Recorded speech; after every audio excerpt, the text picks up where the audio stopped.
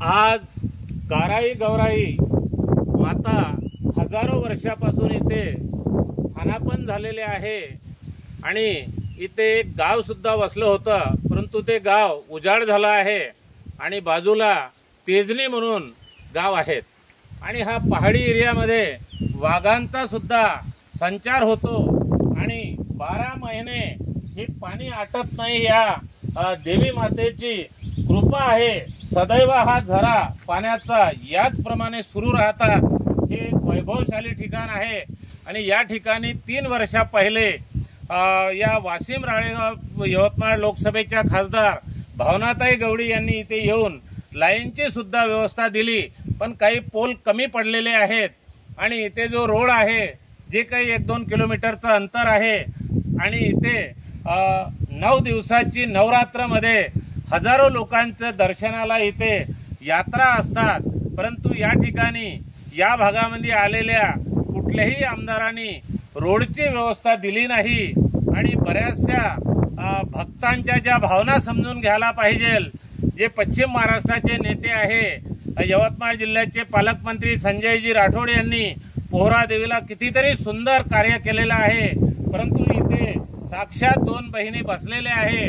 त्यासाठी सध्या असलेले यवतमाळ जिल्ह्याचे आणि चंद्रपूर जिल्ह्याचे पालकमंत्री म्हणून अशोकरावजी उईके तिसऱ्यांदा या मतदारसंघातल्या सर्व देवदेवताच्या कृपेने ते निवडून आले आणि मंत्री सुद्धा कॅबिनेट झालेले आहे। त्यांनी या देवी मातेच्या मंदिरच्या या परिसराच्या आणि या मतदारसंघाच्या जनतेच्या भावना समजून घ्याव्या आणि हा विषय सोडवावा।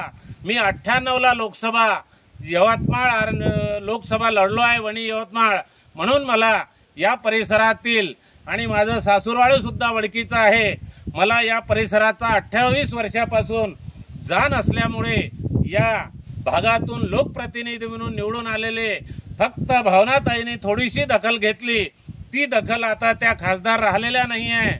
म्हणून मी पालकमंत्री म्हणून आणि यवतमाळ जिल्ह्यातले नेते आणि महाराष्ट्राचे कॅबिनेट मंत्री म्हणून अशोकराव उईके साहेबांनी आपलं दायित्व स्वीकारावं आणि जनतेने केलेली मागणी, त्यांचं बोर्ड सुद्धा बाजूला लागलेलं आहे रोडचं निधी देण्याच्या संदर्भात, पण अजून काही त्याची उपलब्धता झाली नाही।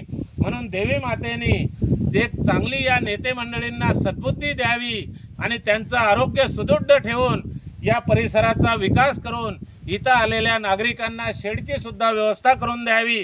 पैशाला काही कमी नाही, फालतू ठिकाणी नेते मंडळी खर्च करतात आणि जनता हजारो इथे 9 दिवसाच्या नवरात्रीमध्ये एक दर्शनाला येतात आणि आपली भावना तिथं आपली जे काही मागणी ते पूर्ण करतात 2 देवी माता। म्हणून मी संपूर्ण नेते मंडळींना सद्बुद्धी द्यावी आणि जिल्ह्याचे जिल्हाधिकारी, जिल्ह्याचे सीओ साहेब, सर्व जिल्ह्याचे पोलीस अधीक्षक त्यांना सुंदर या भागातून चांगलं काम करून जाण्यासाठी मी त्यांना शुभेच्छा देतो। स्वतः नारायण गोडे आणि इथे थांबतो।